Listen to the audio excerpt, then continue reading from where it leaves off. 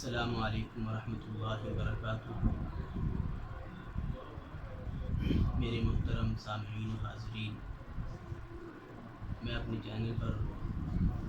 تمام YouTube family کو خوش آمدید کہتا ہوں۔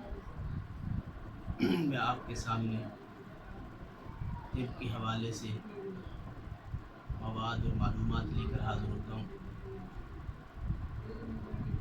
طب چونکہ جسم انسان سے تعلق رکھتی ہے، آج ہمارا موضوع ہے گرمی کی شدت سے، حرارت کی شدت سے انسان کو کتنا فائدہ پہنچتا ہے، کتنا نقصان پہنچتا ہے، اس میں بیماریوں کی کیا کیفیت ہوتی ہے، اور گرمی کو کنٹرول کرنے کی، اس کو ختم کرنے کی، اس کی حدت اور حرارت کو کم کرنے کی کیا صورت ہے۔ غذا سے یا دیگر چیزوں سے، مشروبات سے اس کو کیسے ختم کیا جائے۔ تو گرمی کا یہ جو مہینہ ہے، خشکی گرمی کا یہ موسم چل رہا ہے، اور گرمی کے موسم کے اندر ہم جو بھی غذا استعمال کرتے ہیں، ظاہر بات ہے پانی کی پیاس ہوتی ہے، زیادہ پانی کی تلخی ہوتی ہے، بار بار منہ خشک ہوتا ہے، زبان خشک ہوتی ہے، بندہ کہتا ہے پانی پیے، اور پانی پی کر بھی اسے صبر نہیں آتا، بلکہ اس کے بعد وہ چاہتا ہے کہ کوئی ایسا مشروب ہو، کوئی ایسا پینے والی چیز ہو جس سے اس کی پیاس بالکل ختم ہو جائے۔ اور یہ تو ہو نہیں سکتا کہ پیاس لگے اور ختم ہو جائے، بلکہ وہ کم ہو جاتی ہے۔ جیسے ہی آگ پر پانی ڈالتے ہیں تو آگ کی حرارت کم ہو جاتی ہے، لیکن وہ فوراً بجھتی نہیں۔ اس کی چنگاریاں اور اس کے انگارے اور اس کے اندر جو آگ کی لپٹیں ہیں وہ تو ختم ہو جاتی ہیں، لیکن اس کی چنگاریاں اور اس کے کوئلے اور اس کی جو باقیات ہیں ابھی وہ باقی رہتی ہیں، ابھی ان کے اندر جلن باقی ہوتی ہے، ابھی ان کے اندر دھکنا باقی ہوتا ہے، ابھی ان کے اندر دھواں باقی ہوتا ہے، جو کہ آگ کے اندر ضروری عمل ہے، ضروری چیزیں ہیں۔ اور گرمی چونکہ کوئی ایسی چیز نہیں ہے جس سے انسان کو زیادہ تر نقصان پہنچے، بلکہ گرمی سے یہ ہوتا ہے کہ انسان کو پیاس زیادہ لگتی ہے، اور گرمی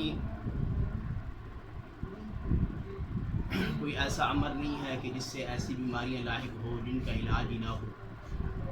گرمی کے اندر چونکہ طب کے اندر گرمی زیادہ تر فائدہ مند ہوتی ہے کہ گرمی سے چیزیں پھیلتی ہیں، پھولتی ہیں، نشو و نما ہوتی ہیں، بڑھتی ہیں، اور ان میں نشو و نما پیدا ہوتی ہے، اور ان میں تعفن پیدا ہوتا ہے، اور ان کے اندر پھر نشو و نما پیدا ہوتی ہے، اور پھر گرمی کی وجہ سے انسان کے جسم کے اندر جو فضلے ہوتے ہیں، انسان کے جسم کے اندر جو فضلات خارج ہوتے ہیں، وہ پسینے کے ذریعے سے بھی ہوتے ہیں، وہ انسان کے اس حرارت کی تپش کی وجہ سے بھی ہوتے ہیں، جس کو کبھی وہ برداشت کرتا ہے، کبھی وہ برداشت نہیں کرتا۔ اگر وہ اس حرارت کو، اس گرمی کی تپش کو برداشت کرتا ہے تو وہ وقتی طور اسے فائدہ دیتی ہے، لیکن وقتی طور اس کے دل کو اور اس کے جسم کو حرارت کی جلن اور چبھن اس کا احساس ہوتا ہے، اور وہ زیادہ دیر گرمی کے اندر ٹھہر نہیں سکتا۔ اب اس کے لیے یا تو وہ کوئی مشروب استعمال کرے گا، یا